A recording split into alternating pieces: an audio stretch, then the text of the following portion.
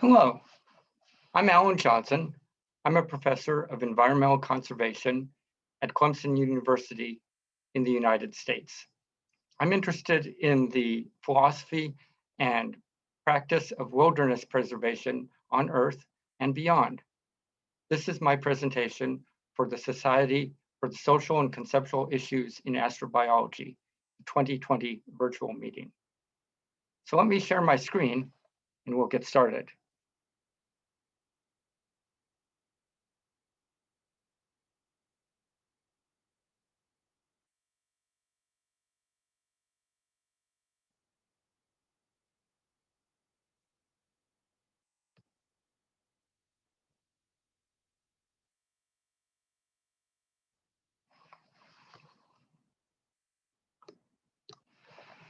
The title of my presentation is Half Earth, the 1/8 Principle, and the Ethics of Collective Restraint.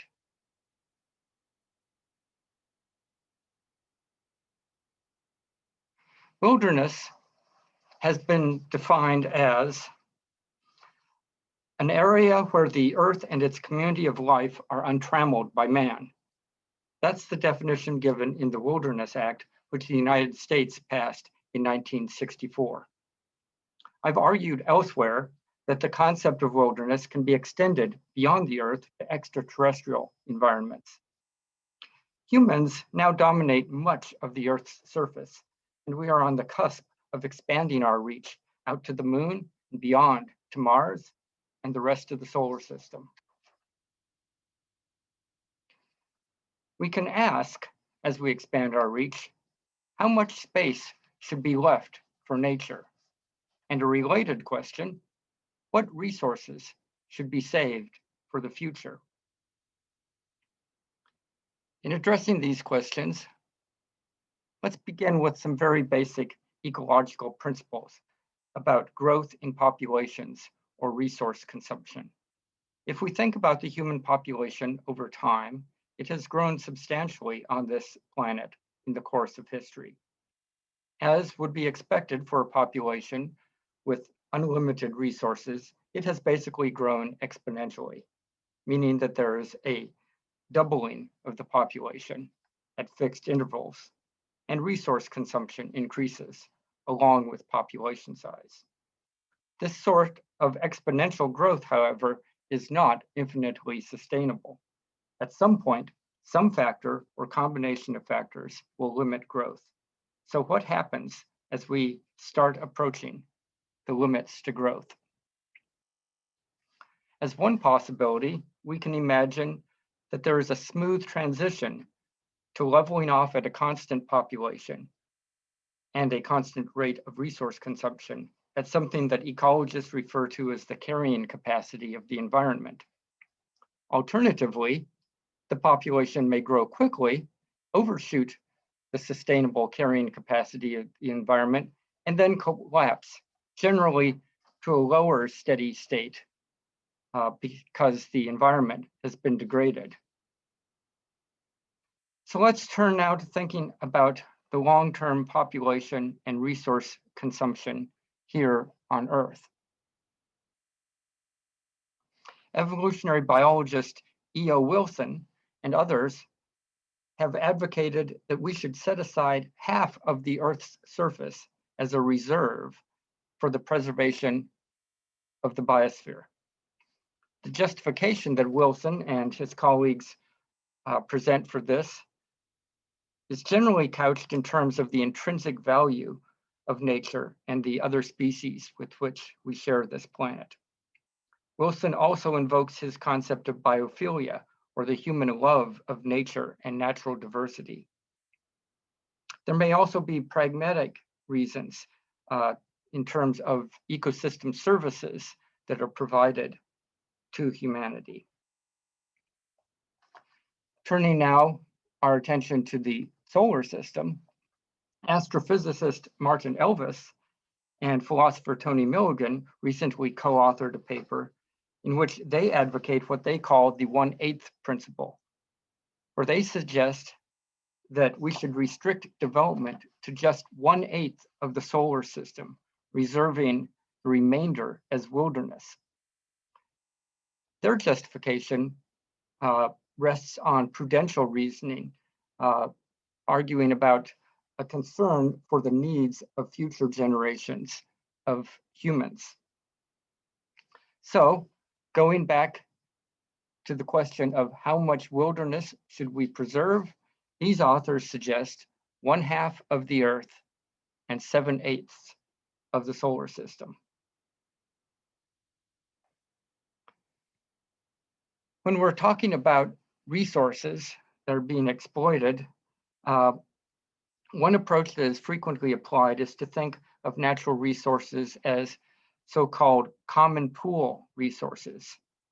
For humans expanding into new frontiers, as we have seen historically here on Earth, or as we can imagine will be the case in the future as humans expand throughout the solar system, territory and material resources can be viewed as common pool resources.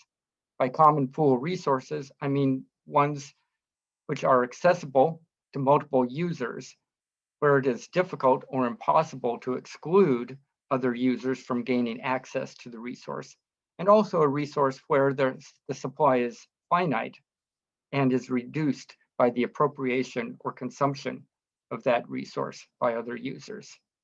But when one user makes use of the resource, that leaves less for others. This situation can lead to what Garrett Hardin, in a 1968 paper published in Science, famously referred to as a tragedy of the commons. In an unmanaged commons, individuals behave in a manner that is rational based on their own self-interest, but which leads to collective overexploitation of the resource and degradation of the environment for all.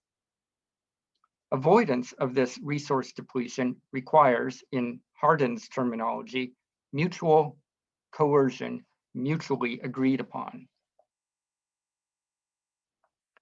Nobel Prize-winning economist Elinor Ostrom studied many human societies exploiting different types of common pool resources and devised a set of principles by which they had developed long-surviving, self-organized resource management regimes.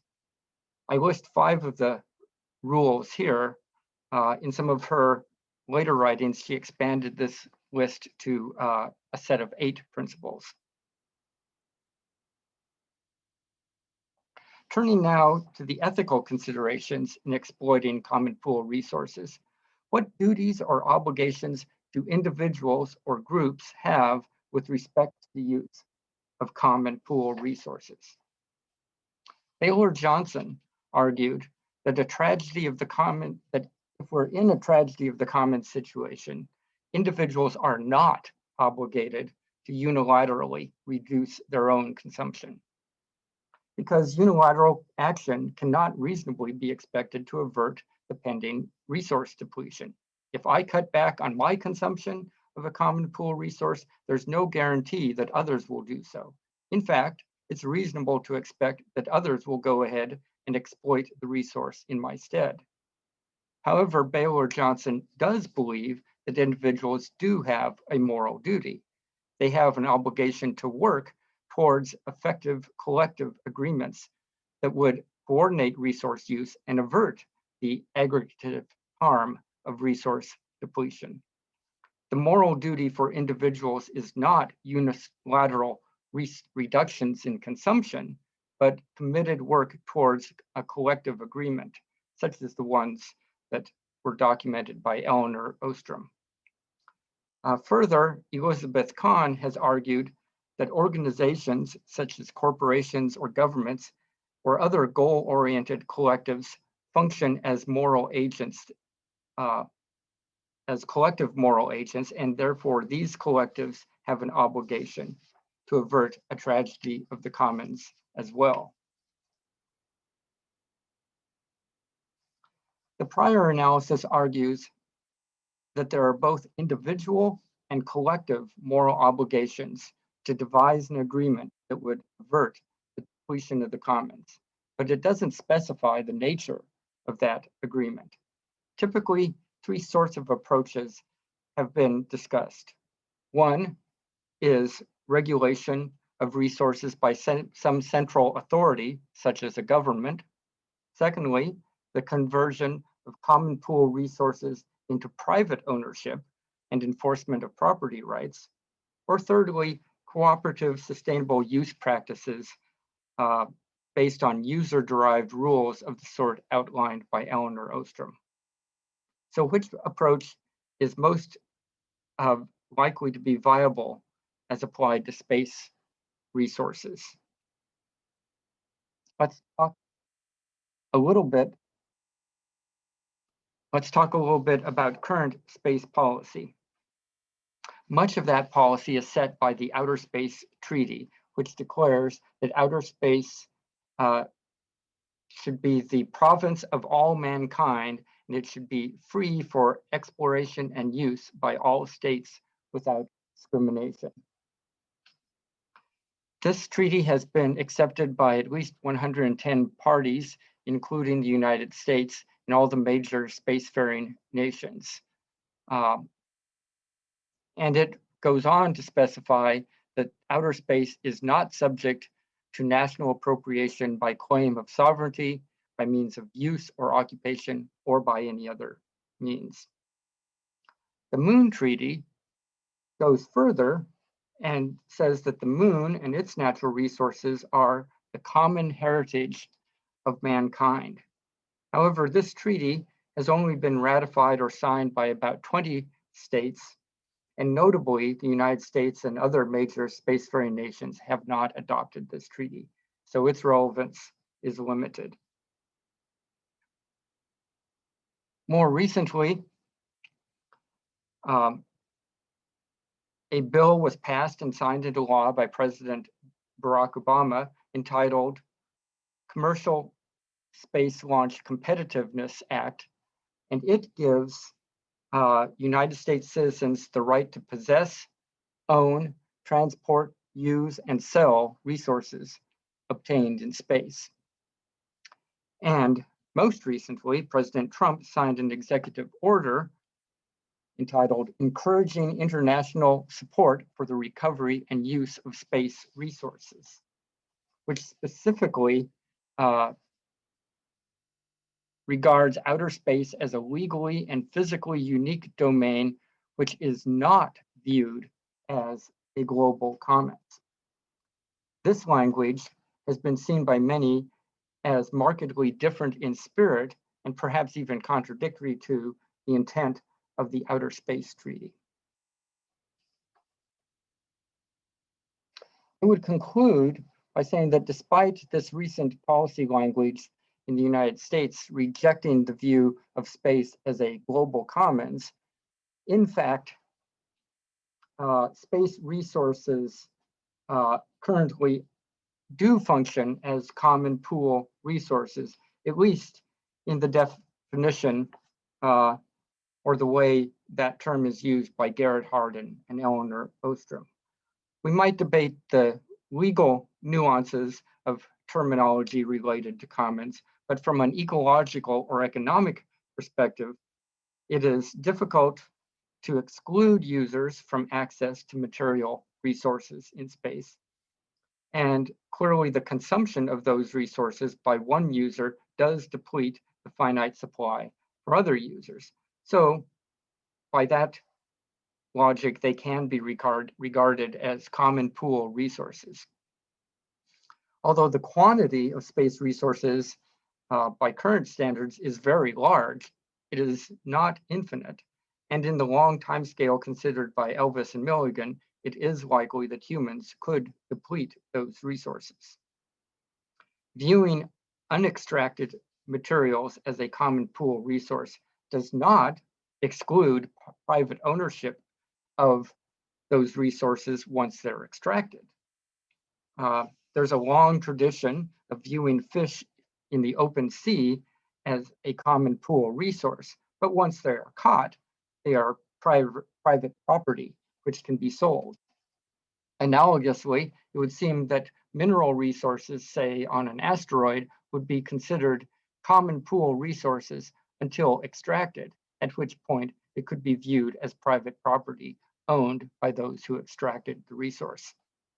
Elvis and Milligan's argument that resource extraction will grow exponentially seems plausible to me.